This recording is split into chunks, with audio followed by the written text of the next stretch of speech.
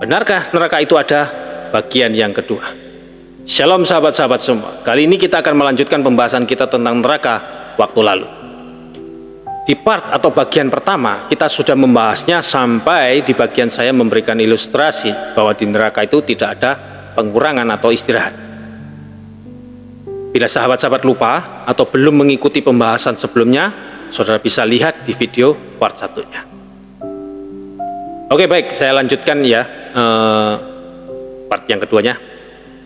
Dua hal yang sudah saya jelaskan sebelumnya, yaitu bahwa penderitaan di neraka itu luar biasa hebatnya dan bersifat kekal atau selama-lamanya, itu jelas membuat neraka itu begitu mengerikan. Andai kata penderitaannya hebat tetapi bersifat sementara, atau penderitaannya kekal tetapi tidak terlalu hebat, maka mungkin neraka tidaklah terlalu mengerikan. Tetapi kombinasi atau gabungan dari dua hal itu betul-betul menyebabkan neraka itu sangat-sangat mengerikan. Satu hal lagi yang saudara perlu ingat adalah, kalau kita sedang senang atau mengalami sesuatu yang enaklah, maka waktu terasa berlalu begitu cepat, kan? Tapi sebaliknya, kalau kita sedang menderita atau sakit, maka waktu itu akan terasa begitu lama. Jadi sebetulnya, kalaupun hukuman di neraka itu berlangsung hanya 100 tahun saja, maka karena penderitaan yang luar biasa hebatnya itu, maka waktu yang 100 tahun itu akan terasa seperti selama-lamanya atau kekal. Apalagi kalau hukuman di neraka itu memang bersifat kekal, jadi berapa lama rasanya? Nah, pikirkan sendiri. Seperti itu.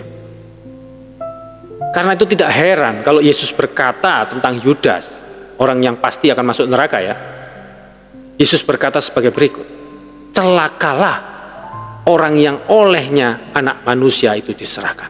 Adalah lebih baik bagi orang itu sekiranya ia tidak dilahirkan. Itu dalam Matius 26 ayat 24. Lalu siapa orang-orang yang bakal atau harus masuk neraka? Wahyu 21 ayat 8 memberikan daftar siapa-siapa saja orang-orang yang akan masuk ke neraka. 1. Orang-orang penakut. Ini tentu tidak menunjuk pada orang yang takut dalam berkelahi ya, maksudnya takut pada kegelapan, takut pada anjing dan sebagainya. Bukan seperti itu. Ini menunjuk pada orang yang karena takut lalu jadi tidak ikut Kristus atau mundur dari Kristus. Itu yang pertama. Kemudian yang kedua, orang-orang yang tidak percaya. Nah, yang dimaksud dengan tidak percaya di sini tentu adalah tidak percaya pada Yesus Kristus sebagai juru selamat dan Tuhan. Kemudian yang ketiga adalah orang-orang keji. 4. Orang-orang pembunuh. Ingat bahwa kalau saudara marah yang dilandasi dengan kebencian atau mencaci maki atau benci pada seseorang, saudara sudah merupakan seorang pembunuh. Lihat Matius 5 ayat 21-22, 1 Yohanes 3 ayat 15. Kemudian yang kelima, orang-orang sundal. Jangan mengartikan ini hanya sebagai pelacur. NIV menerjemahkannya the sexually immoral, orang yang tidak bermoral dalam hal seks. Jadi setiap orang yang melakukan pelanggaran seksual seperti berzina, memandang seseorang perempuan dan menginginkannya seperti dalam Matius 5 ayat 28 ya. Kemudian mempercakapkan hal-hal yang cabul itu dalam Efesus 5 ayat 3-5. Kawin cerai seenaknya dalam Matius 19 ayat 9, Lukas 16 ayat 18. Kemudian menjadi poligamis atau poliandris ya, mempunyai istri atau suami lebih dari satu, mempunyai pria idaman lain, wanita idaman lain, termasuk dalam golongan ini.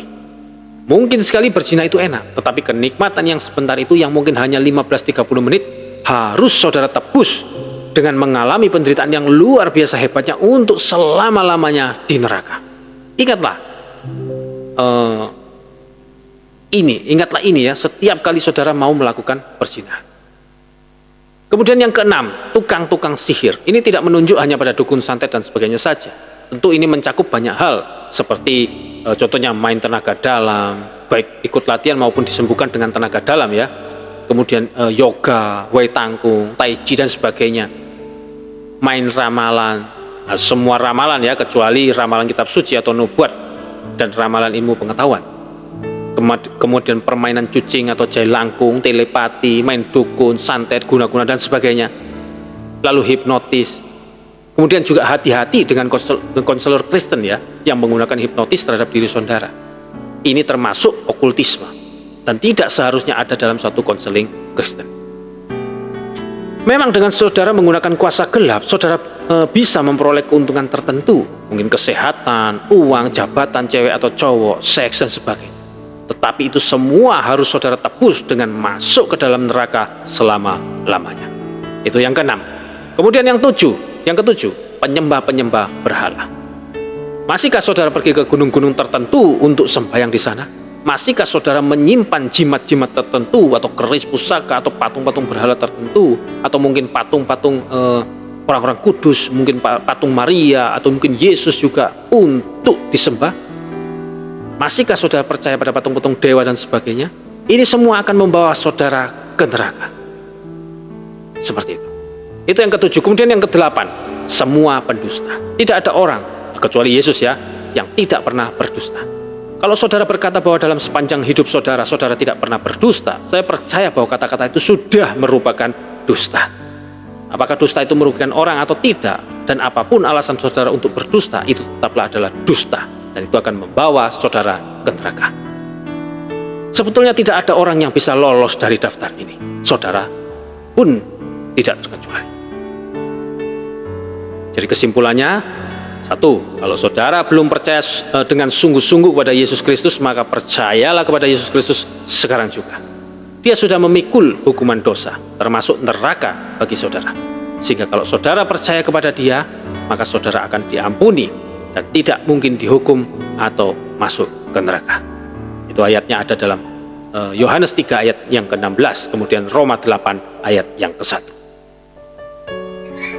Yohanes 3 ayat 16, firman Tuhan berkata, karena begitu besar kasih Allah akan dunia ini, sehingga Dia telah mengaruniakan anaknya yang tunggal, supaya setiap orang yang percaya kepadanya tidak binasa, melainkan beroleh hidup yang kekal.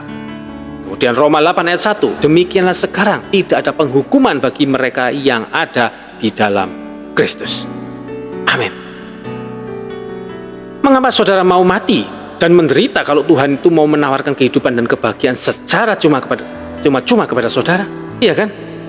Ngapain? Kemudian kalau saudara sudah percaya kepada Yesus, maka dalam keadaan apapun, termasuk dalam penderitaan, percayalah bahwa Tuhan mengasihi saudara. Dalam keadaan menderita, kita sering ragu-ragu akan kasih Allah, dan bahkan menganggap Allah tidak mempedulikan kita. Dalam keadaan seperti ini, renungkan kembali bahwa Yesus sudah rela mengalami neraka bagi saudara. Kalau Dia tidak mencintai saudara, untuk apa Dia melakukan hal itu? Lalu apa?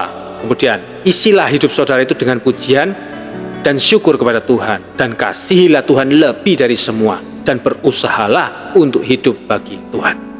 Lalu apa? Kemudian selanjutnya, beritakan Injil. Beritakan Injil kepada orang-orang yang belum percaya, yang masih diancam oleh hukuman kekal di neraka. Mengingat neraka itu begitu mengerikan, maka kita harus berusaha untuk menyelamatkan orang-orang di sekitar kita, orang-orang di sekitar kita, khususnya keluarga dan teman-teman kita dari hukuman neraka. Berdoalah untuk mereka, beritakanlah Injil kepada mereka, supaya mereka mau percaya kepada Yesus dan diselamatkan dari penderitaan kekal di neraka. Amin. Amin.